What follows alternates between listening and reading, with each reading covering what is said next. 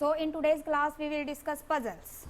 अगर हम बात करते हैं पजल की, तो प्रीवियस ईयर के जिन स्टूडेंट्स ने पेपर देखे हैं, प्रीवियस ईयर के आई होप सभी ने चेक किए होंगे पेपर, तो 15, 16, 17, 18 तक पजल का काफ़ी ज़्यादा ट्रेंड था एग्जाम के अंदर। ये मान के चलो कि हाँ 2-3 क्वेश्चंस पजल पे आ जाते थे। बट अगर मैं रिसेंट पैटर्न देखूँ तो एग्जाम के अंदर पजल के एक क्वेश्चन मुश्किल से मिलेगा, 1 या 2 क्वेश्चंस मिल जाएंगे। बट वो जो क्वेश्चंस भी हैं वो जैसे पजल्स पहले आती थी वैसे नहीं आते। क्या होगा, या तो आपके पास में कुछ ऑप्शंस गिवन होंगी, कुछ स्टेटमेंट्स हैं, तो उसके बेस पे कि हाँ जी this particular on the basis of this particular statement we can give answer of any question. Means इस तरह से कुछ लॉजिकल क्वेश्चन आ जाता है, ठीक है ना। मीन्स कि डाटा सफिशिएंसी की फॉर्म में डाटा आ सकता है। तो डायरेक्ट जैसे आज की क्लास के अंदर जो मैं पजल करा रही हूँ, तो इस तरह की पजल्स आपको वैसे आजकल कम देखने को मिलती है। बट यूपीएससी है, अनप्रिडिक्टेबल पेपर आता है। अब जरूरी नहीं है कि अभी 2-3 साल से नहीं आ रही पजल्स एग्जाम में ज़्यादा, तो इस बार नहीं आएंगी, ठीक है। आपके पास ऐसा भी हो सकता है कि एक पजल आपके एग्जाम में आ जाए और उस पर 2 से 3 क्वेश्चंस आपको मिल जाएं। दैट मीन्स कि we have to be mentally prepare for all type of questions. So आज के क्लास के अंदर पजल में डिस्कस करूंगी, जितनी भी टाइप्स हैं पजल की उन पे हम 1-1, 2-2 पजल्स बनाएंगे, सो दैट कि एटलीस्ट आपको ये पता चल जाए कि अगर इस टाइप की पजल है तो उसको मैंने सोल्व कैसे करना है एग्जाम में, ठीक है। और कुछ आप टेस्ट सोल्व करके देख लेंगे तो उससे आपकी प्रैक्टिस हो जाएगी। मीन्स कि पजल पे बहुत ज़्यादा हैवी पजल्स पे हमने ध्यान नहीं देना है, सिंपल मॉडरेट लेवल की पजल्स हम करेंगे, ठीक है। बस आपको पता होना चाहिए कि अगर ऐसी सी पजल एग्जाम में आ रही है तो उसको मैंने कैसे सोल्व करना है। क्लियर? हाँ जी, तो करें स्टार्ट। सभी आ गए क्लास में?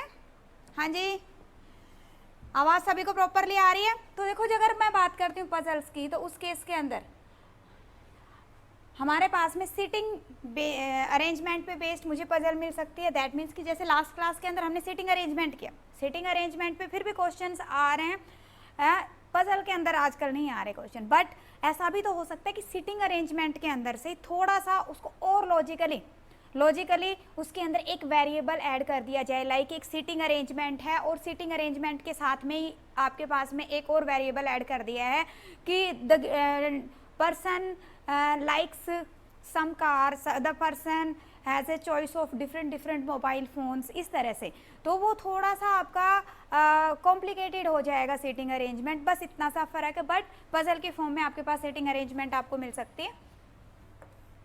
दूसरा आपको फ्लोर पजल मिल सकती है, then box puzzle, scheduling based puzzle, blood relation based puzzle, 2 to 3 variable puzzle.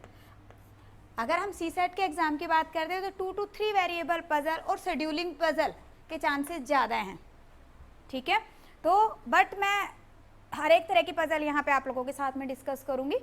Done. तो सबसे पहले अगर हम बात करते हैं सिटिंग अरेंजमेंट की, in the continuation of the last class के अंदर हमने सिटिंग अरेंजमेंट किया था। तो कह रहे कि सिटिंग अरेंजमेंट की कंटिन्यूएशन के अंदर अगर हम चलते हैं तो पहले सिटिंग अरेंजमेंट पे बेस्ड कैसी पजल्स हो सकती है उनको हम डिस्कस करेंगे, ठीक है। अब जैसे यहाँ पे है, क्या है आपके पास में कि एक क्लासरूम हैज़ 4 बेंचेस। अब सिटिंग है, बट सिटिंग कैसे अरेंज हो रही है? कह रहा है एक classroom has 4 benches, each of 1 seat 2 student. हर एक बेंच पे 2 स्टूडेंट्स बैठे हुए हैं।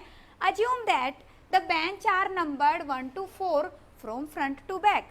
अगर हमारे पास में बेंचेस है 1 2 3 4 बेंचेस है, कह रहा है कि फ्रंट से बैक की तरफ है। अब यहाँ पे नंबर है 1 2 3 4। Each student A B C D E F G H are sitting on the benches, not necessarily in the same order। अब साथ में उसने क्या कहा है कि कुछ जो फैक्ट्स गिवन है उनको हम इसके अकॉर्डिंग पुट करेंगे। कह रहा है A and G have a gap of 2 benches। A और G के बीच में 2 बेंचेस का गैप है। That means what, there is a possibility कि यहाँ पे अगर A आ जाता है और, ठीक है, तो यहाँ पे 2 बेंचेस को छोड़ के यहाँ पे क्या आ रहा है आपके पास में G। डन। अब ऐसा भी हो सकता है कि यहाँ पे A की बजाय G है